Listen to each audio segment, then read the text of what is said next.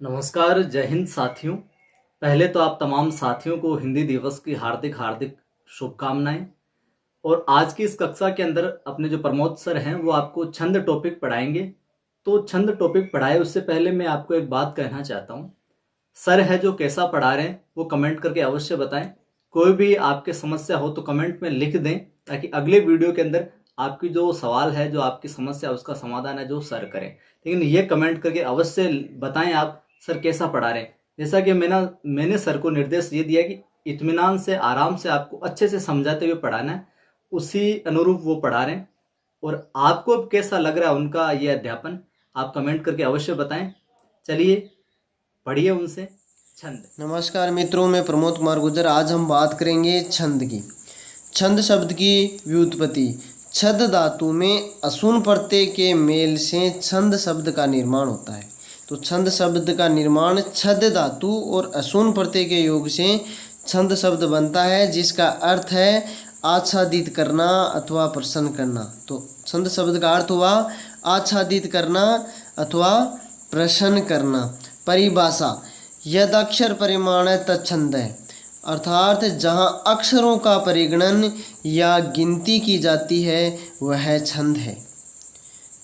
यद अक्षर परिमाण तत्छंद है, जहाँ अक्षरों का परिगणन या गिनती की जाती है वह छंद है। छंद पादो तु वेद से, वेद के 6 अंगों में छंद को वेदों का पैर माना गया है। यानी छंद है पादो तु वेद से, वेद के 6 अंगों में छंद को वेदों का पैर माना गया है। कि जिस प्रकार मनुष्य पैर के बिना गति नहीं कर सकता है, उसी प्रकार छंद के बिना वेद है वो गति नहीं कर सकते। छंद शब्द का सर्वप्रथम उल्लेख ऋग्वेद में मिलता है। छंद शब्द का सर्वप्रथम उल्लेख ऋग्वेद में मिलता है। ऋग्वेद के 10वें मंडल के 90वें सूक्त, पुरुष सूक्त के 9वें मंत्र में छंद शब्द का सर्वप्रथम उल्लेख मिलता है। तो छंद शब्द का सर्वप्रथम उल्लेख कहाँ मिलता है? ऋग्वेद के 10वें मंडल के 90वें सूक्त, पुरुष सूक्त के 9वें मंत्र में मिलता है। छंद शास्त्र के आदि आचार्य पिंगल मुनि माने जाते हैं। आदि आचार्य अथवा छंद शास्त्र के प्रवर्तक पिंगल मुनि को माना जाता है। उनकी रचना थी छंद सूत्रम अथवा छंद शास्त्रम। छंदों से संबंधित महत्वपूर्ण तथ्य देखते हैं। छंद से संबंधित महत्वपूर्ण तथ्य: यति, किसी भी छंद का वाचन करते समय जहाँ विराम लिया जाता है उस विराम को यति कहा जाता है। पाद अथवा चरण: श्लोक का चतुर्थ भाग पाद अथवा चरण कहलाता है। इस प्रकार एक छंद में अथवा एक श्लोक में 4 पाद अथवा चरण माने जाते हैं। गति: छंद का वाचन करते समय स्वर में होने वाले आरोह अवरोह को गति कहा जाता है। तो गति किसे कहते हैं? छंद का वाचन करते समय स्वर में जो उतार चढ़ाव आता है, उस उतार चढ़ाव यानी आरोह अथवा अवरोह को ही गति कहा जाता है। दल: दल किसे कहते हैं? श्लोक लिखते समय यदि एक पंक्ति में एक से ज़्यादा पाद अथवा चरण लिख दिए जाते हैं तो उस संपूर्ण पंक्ति को दल कहा जाता है। यानी श्लोक को लिखते समय जब एक पंक्ति में एक से ज़्यादा पाद अथवा चरण, यानी एक श्लोक में 4 पाद अथवा चरण होते हैं, तो अगर एक पंक्ति में एक से ज़्यादा चरण लिख दिए जाते हैं तो उस संपूर्ण पंक्ति को क्या कहा जाता है? दल कहा जाता है। मात्रा: छंदों में 2 प्रकार की मात्राएं लगाई जाती है। एक तो है लघु मात्रा, इसके लिए खड़ी पाई का चिन्ह प्रयुक्त होता है और संख्या है वो 1 निर्धारित की गई है। दूसरी है गुरु मात्रा। गुरु मात्रा के लिए वक्र रेखा का चिन्ह प्रयुक्त होता है और इसके लिए संख्या 2 निर्धारित की गई है। यानी छंदों में दो प्रकार की मात्राएं लगाई जाती है, एक तो लघु मात्रा और दूसरी है गुरु मात्रा। लघु मात्रा के लिए खड़ी पाई का चिन्ह प्रयुक्त होता है, जबकि गुरु मात्रा के लिए वक्र रेखा का चिन्ह प्रयुक्त होता है। लघु मात्रा के लिए संख्या 1 निर्धारित की गई है, जबकि गुरु मात्रा के लिए संख्या 2 निर्धारित की गई है। मात्रा निर्धारण। मात्रा सदैव स्वर के ऊपर ही प्रयुक्त होती है। ह्रस्व स्वर ए, ई, उ, री, री यानी जो 5 ह्रस्व स्वर है उन पर लघु मात्रा का प्रयोग किया जाता है। दीर्घ स्वर आ, ई, उ, री, ए, ओ, ऐ, औ 8 दीर्घ स्वर हैं, उन पर गुरु मात्रा का प्रयोग किया जाता है। तो ह्रस्व स्वर पर लघु मात्रा का और जो दीर्घ स्वर है उन पर गुरु मात्रा का प्रयोग किया जाता है। ह्रस्व स्वर के बाद यदि ह्रस्व स्वर के बाद संयुक्त अक्षर लिखा हुआ है, हलंत वर्ण लिखा हुआ है अथवा आधा वर्ण लिखा हुआ है अथवा विसर्ग लिखा हुआ है तो ह्रस्व स्वर है वो गुरु माना जाएगा। कौन सी कंडीशन में माना जाएगा कि ह्रस्व स्वर के बाद अगर कोई संयुक्त अक्षर लिखा हुआ है अथवा हलंत वर्ण लिखा हुआ है अथवा आधा वर्ण लिखा हुआ है अथवा विसर्ग लिखा हुआ है तो ह्रस्व स्वर है वो गुरु माना जाएगा। जैसे गोविंदम शब्द है, गोविंदम शब्द में देखो जो ग है, ग में ओ मिला हुआ है तो ओ क्या है, दीर्घ स्वर है। दीर्घ स्वर होने के कारण यहाँ पर गुरु मात्रा का प्रयोग किया जाएगा। वी है वो ह्रस्व स्वर है, लेकिन वी के आगे आधा वर्ण न लिखा हुआ है, इस कारण वी भी क्या हो जाएगा, गुरु माना जाएगा। द के आगे हलंत वर्ण लिखा हुआ है तो द भी क्या हो जाएगा, गुरु माना जाएगा। इसी प्रकार विज्ञानम, वी के आगे संयुक्त अक्षर लिखा हुआ है, इस कारण वी क्या हो जाएगा, गुरु माना जाएगा। फिर आ दीर्घ स्वर है तो गुरु माना जाएगा। न के आगे हलंत वर्ण है मैं तो न भी क्या हो जाएगा, गुरु माना जाएगा। इसी प्रकार चंदनम, च के आगे आधा वर्ण न लिखा हुआ है तो च भी क्या हो जाएगा, दीर्घ या गुरु माना जाएगा। द है, द के आगे न तो कोई संयुक्त वर्ण है, न कोई हलंत वर्ण है, न कोई विसर्ग है, इस कारण वो क्या माना जाएगा, लघु ही माना जाएगा। न के आगे मैं हलंत वर्ण लिखा हुआ है, इस कारण वो गुरु माना जाएगा। अब बात करते हैं कि यदि ह्रस्व स्वर के बाद अनुस्वार का प्रयोग हो रहा है तो भी वो क्या माना जाएगा, गुरु ही माना जाएगा। ह्रस्व स्वर के बाद अनुस्वार का प्रयोग किया जाता है तो वो गुरु ही माना जाएगा। यदि देखो दीर्घ स्वर के साथ अगर अनुस्वार प्रयुक्त हो रहा है तो वो गुरु माना जाएगा, क्योंकि दीर्घ स्वर स्वयं गुरु है तो गुरु ही माना जाएगा। अंतिम वर्ण यानी जो पाद अथवा चरण का अंतिम वर्ण है वो प्रायः गुरु ही माना जाता है। जो अंतिम वर्ण है उसको प्रायः गुरु ही माना जाता है। अब बात करते हैं गण की। गण किसे कहते हैं, 3 वर्णों के समूह को गण कहते हैं। छंद शास्त्र में 8 गण माने गए हैं, यानी 3 वर्णों के समूह को गण कहा जाता है। छंद शास्त्र में 8 गण माने गए, यानी छंदों में 8 गण प्रयुक्त होते हैं और जो 3 वर्णों का समूह है वो क्या कहलाता है, गण कहलाता है। इसके लिए देखो सूत्र, गणों के लिए जो गणों का निर्धारण करने के लिए सूत्र बनाया गया है वो है यह माता राज भान सलगम। यह माता राज भान सलगम, कंठस्थ कर लो इस सूत्र को, क्योंकि अगर आपको ये सूत्र याद है तो आपको छंद संपूर्ण याद हो जाएंगे। यह माता राज भान शलगम, सूत्र है यह माता राज भान सलगम।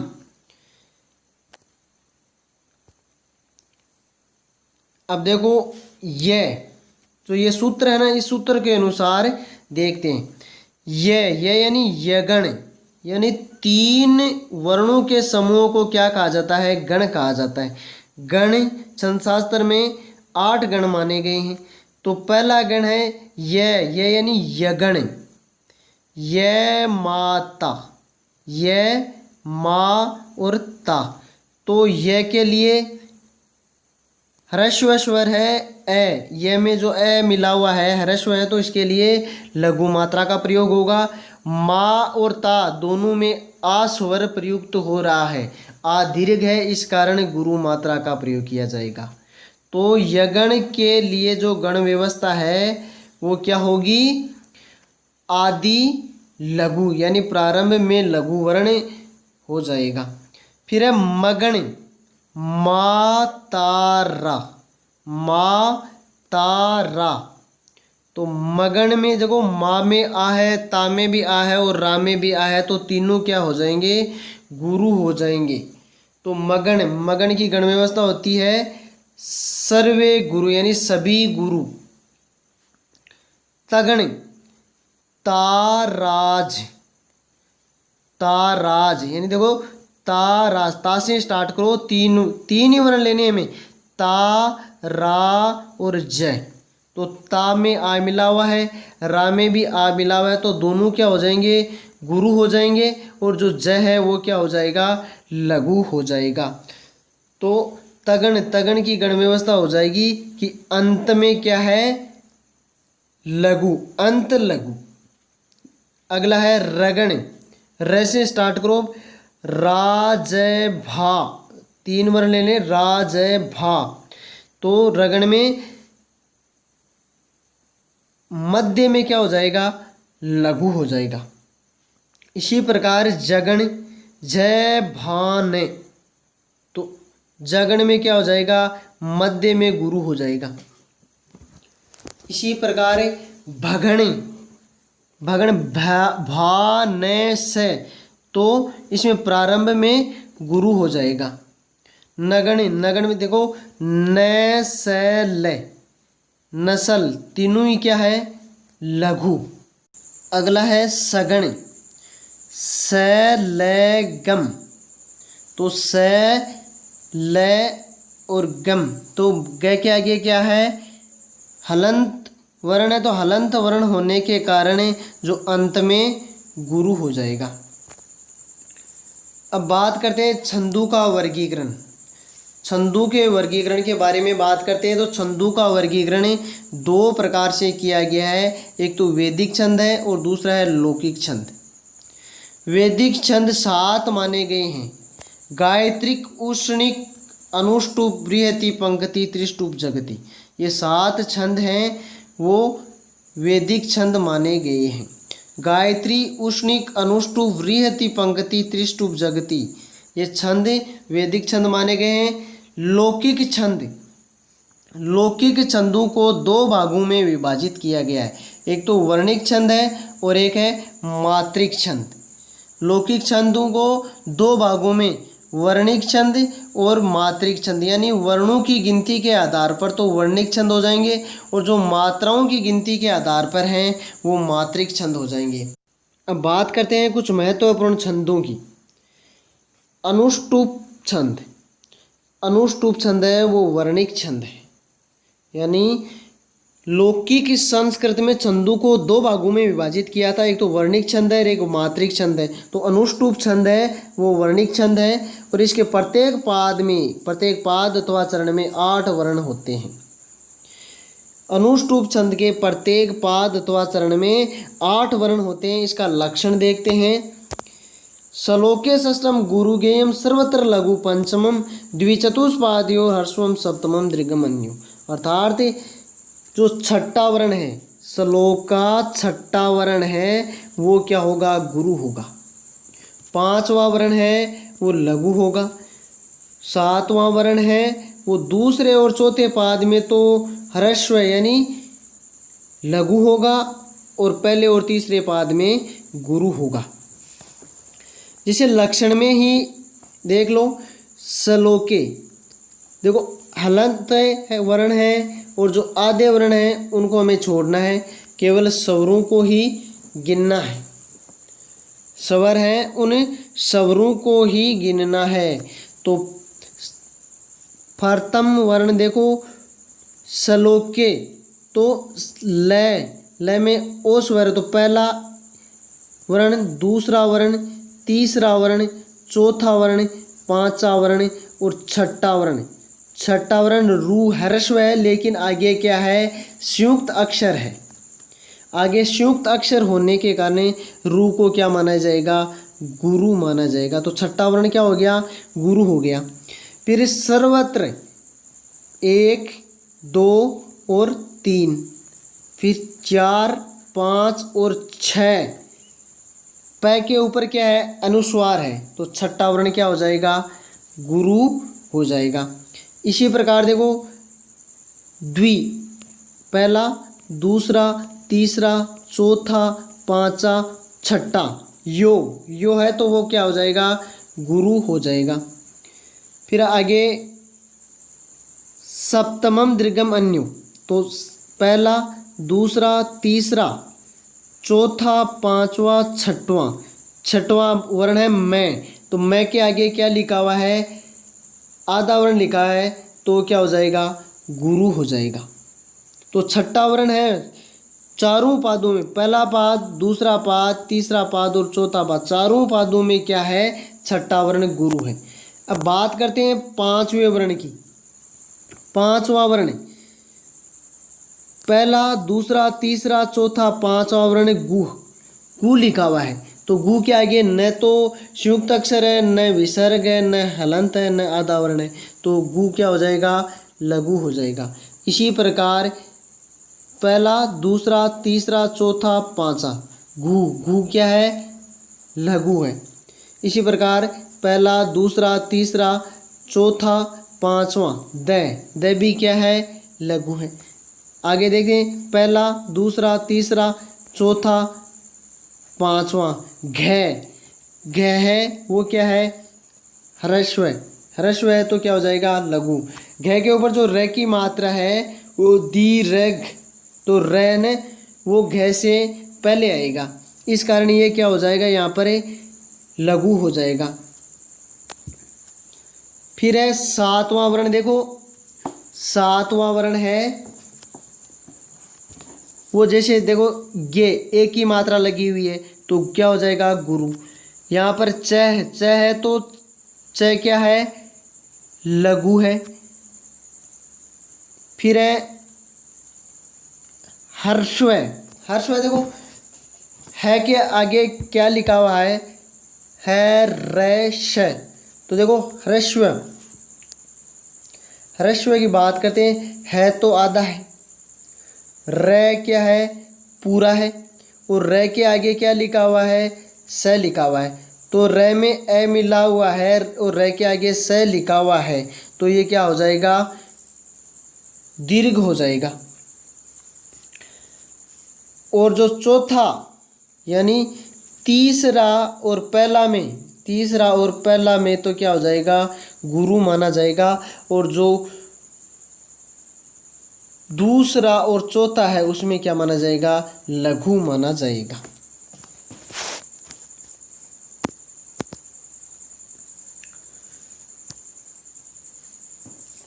इनकी हमने बात कर ली कि पांचवा वर्ण है वो लघु होगा, छठा वर्ण है वो गुरु होगा सभी चरणों में।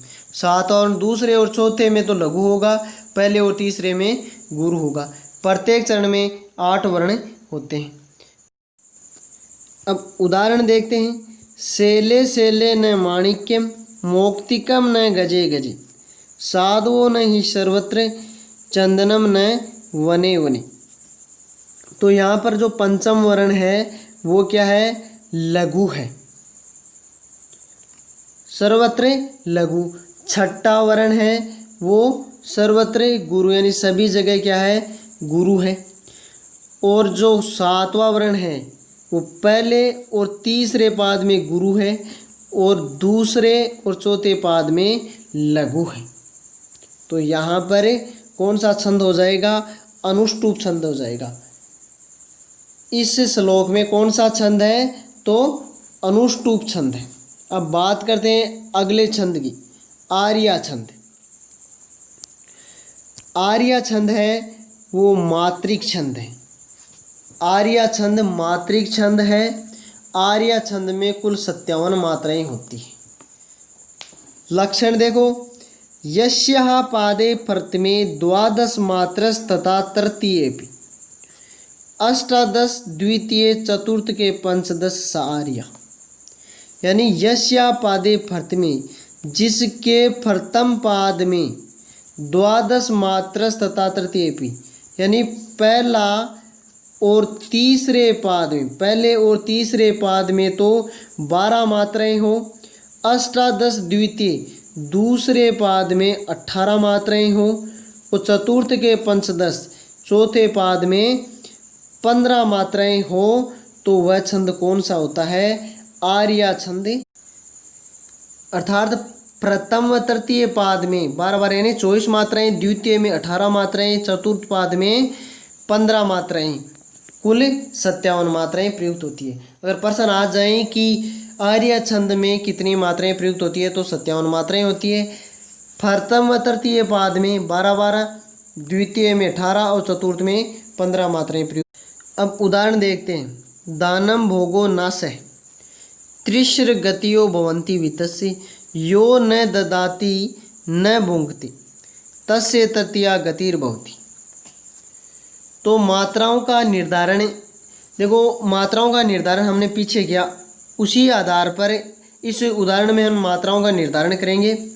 दा में आ स्वर है तो दीर्घ मात्रा हो जाएगी। न के ऊपर अनुस्वार लगा है, दीर्घ मात्रा।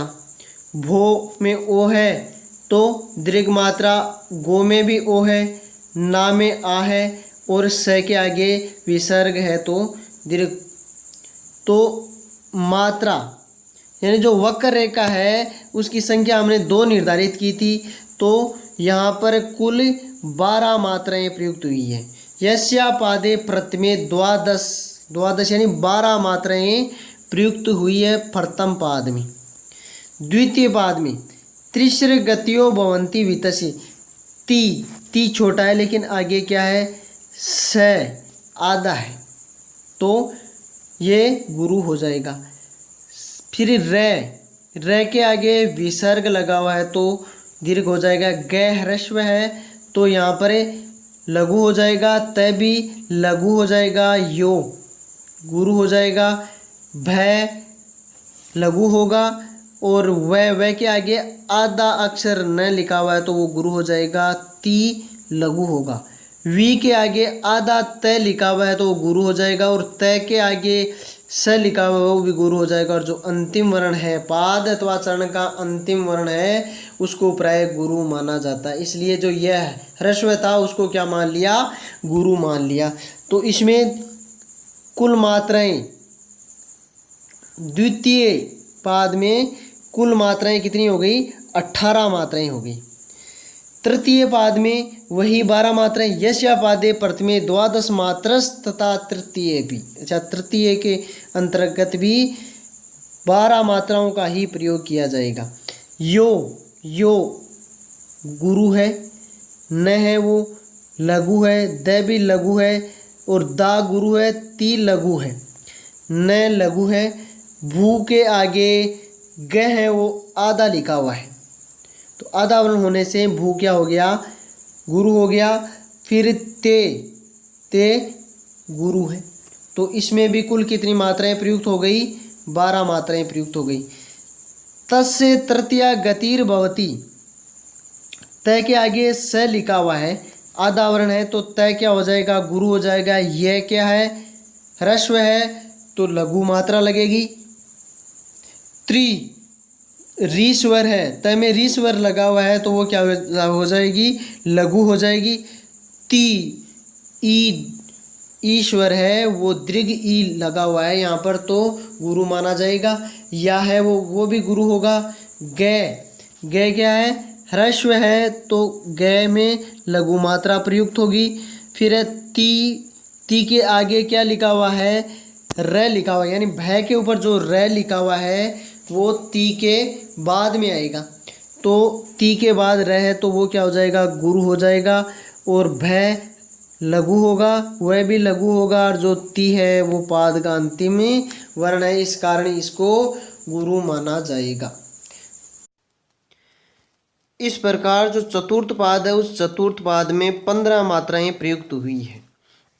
तो जो प्रथम पाद है उसमें 12 मात्राएं, द्वितीय पाद में 18 मात्राएं, तृतीय पाद में 12 मात्राएं और चौथे पाद में 15 मात्राएं प्रयुक्त हो, वह छंद कौन सा होगा? आर्या छंद होगा। बाकी छंद है उनकी बात हम नेक्स्ट क्लास में करेंगे। धन्यवाद दोस्तों। जय हिंद, जय भारत।